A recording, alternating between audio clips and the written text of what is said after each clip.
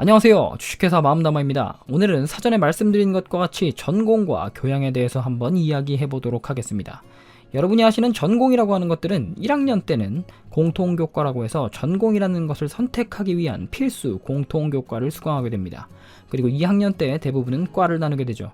그리고 이 과를 나누게 될 때 바로 전공이라는 게 생기게 됩니다. 전공은 자신이 고등학교를 지내는 동안 이수해야 하는 본인의 전문적인 교과 과정이라고 보시면 될 것 같습니다.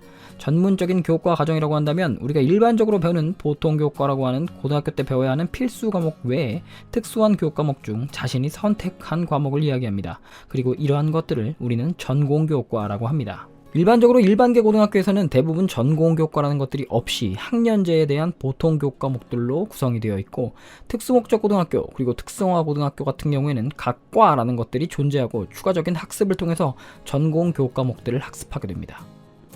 과학고나 외고 같은 경우에는 중국어과, 영어과, 일본어과 같이 본인이 전공하는 각 언어들이 분포되어 있고, 과학고도 이와 마찬가지로 본인이 전공하는 과에 맞춰서 화학, 공학 등의 전공으로 프로그램이 이루어져 있습니다.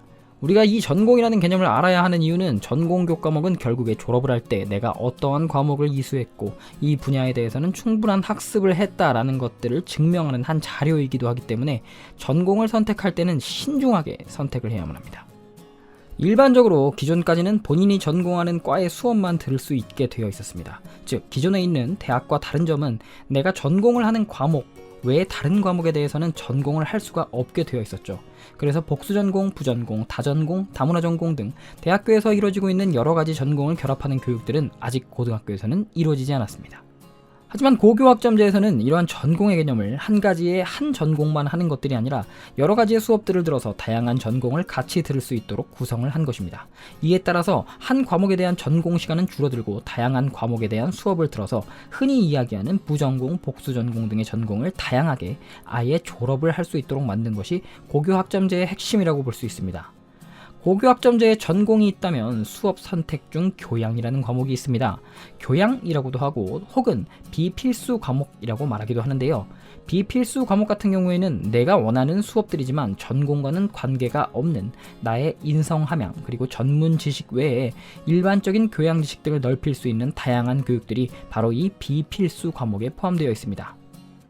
흔한 예로 나의 전공이 경영이라고 한다면 경영이라는 전공과 관계가 없는 음악, 미술 수업 같은 경우에는 필수적인 경영 수업은 아니지만 나의 지식 함양과 인성 함양을 위해 필요한 교육이므로 이러한 것들은 들어야 하는 수업이지만 교양 과목, 즉 비필수 과목에 속하게 됩니다. 대학교에 들어가시면 실질적으로 필수, 비필수라는 말들보다는 전공, 교양 이러한 용어들로 나눠져 있습니다. 그래서 미리부터 이렇게 학습을 하신다면 추후에 여러분들이 대학을 들어가셔서도 훨씬 더 쉽게 과목들에 대한 이해가 빠르지 않을까 생각을 해봅니다. 여러분들이 전공과 교양이라는 것들에 대해 알고 계실 때 꼭 중요한 게 사전에 배웠던 바로 학점이라는 것과 연결되어 있습니다. 학점은 결국에는 전공 과목 같은 경우에는 더 많이 수강을 하셔야 이수를 할 수 있게 되어 있고, 교양 과목 같은 경우에는 아무래도 본인의 전공, 이수하는 과목과는 관계가 없이 내가 듣고 싶어하는 수업들이기 때문에 전공 과목 외의 교양 수업은 좀 더 적게 수강을 하셔도 졸업을 할 수 있도록 구성이 되어 있습니다.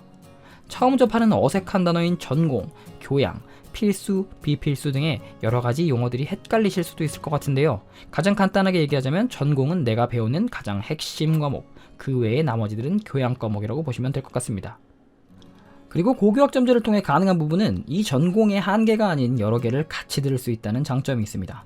또한 학점제로 바뀌었을 때의 다른 방향은 기존에는 내가 출석 일수만 채우면 졸업을 할 수 있었다면 고교학점제에 있는 학점제로 바뀌면서 단순하게 출석만 채우는 것들이 아니라 내가 수업을 들었다 할지라도 일정 역량 이상 되지 않아서 E 또는 F와 같은 성적을 받게 되면 그 과목을 이수하지 못한 것이 됩니다. 따라서 수업에 대한 집중도가 아무래도 올라갈 수 있겠죠.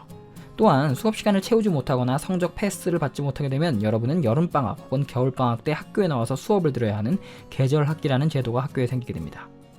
즉 학교에 수업을 듣더라도 내가 일정 점수 이상을 받지 못하게 되면 그 수업은 듣지 않은 것이 되고 결국 졸업을 못하게 됩니다. 그리하여 이런 것들을 채우기 위해서 학기 중 방과 후에 교육을 진행하거나 여름방학, 겨울방학을 이용해서 그 수업을 한 번 더 들어야 하는 상황이 발생할 수도 있습니다. 자, 오늘 미처 다루지 못한 더 세심한 내용들, 고교 학점제에 대한 장점들은 다음 시간에 추가로 다뤄보도록 하겠습니다. 자, 그럼 다음에 만나요. 안녕.